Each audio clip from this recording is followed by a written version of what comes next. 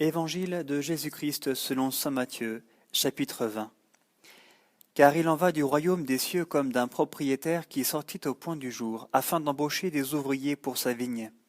Il convint avec les ouvriers d'un denier pour la journée, et les envoya à sa vigne.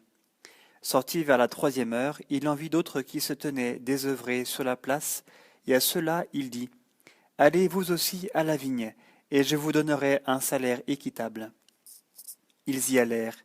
Sortis de nouveau, vers la 6e heure, puis vers la 9e heure, il fit de même. Vers la 11e heure, il sortit encore, en trouva d'autres qui se tenaient là, et leur dit, « Pourquoi restez-vous ici tout le jour sans travailler ? C'est que, lui disent-ils, personne ne nous a embauchés. » Il leur dit, « Allez vous aussi à la vigne. » Le soir venu, le maître de la vigne dit à son intendant, « Appelle les ouvriers et remets à chacun son salaire, en remontant des derniers aux premiers. » Ceux de la 11e heure vinrent donc et touchèrent un denier chacun.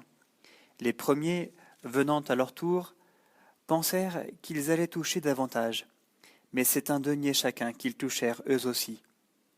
Tout en le recevant, ils murmuraient contre le propriétaire. Ces derniers venus n'ont fait qu'1 heure, et tu les as traités comme nous qui avons porté le fardeau de la journée avec sa chaleur. Alors il répliqua en disant à l'un d'eux, « Mon ami, je ne te lèse en rien, n'est-ce pas d'un denier que nous sommes convenus ? Prends ce qui te revient et va-t'en. Il me plaît de donner à ce dernier venu autant qu'à toi. N'ai-je pas le droit de disposer de mes biens comme il me plaît ?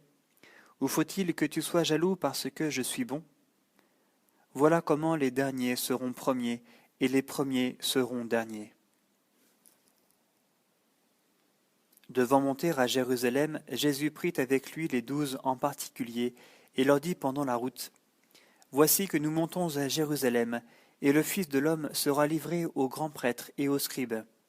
Ils le condamneront à mort, et le livreront aux païens pour être bafoué, flagellé et mis en croix, et le 3e jour il ressuscitera. » Alors la mère des fils de Zébédée s'approcha de lui avec ses fils et se prosterna pour lui demander quelque chose. « Que veux-tu ? » lui dit-il. Elle lui dit, « Ordonne que mes 2 fils, que voici, siègent l'un à ta droite et l'autre à ta gauche dans ton royaume. » Jésus répondit, « Vous ne savez pas ce que vous demandez.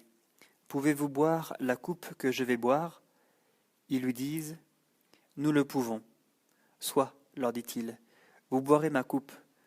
Quant à siéger à ma droite et à ma gauche, il ne m'appartient pas d'accorder cela, mais c'est pour ceux à qui mon Père l'a destiné. » Les 10 autres qui avaient entendu s'indignèrent contre les 2 frères.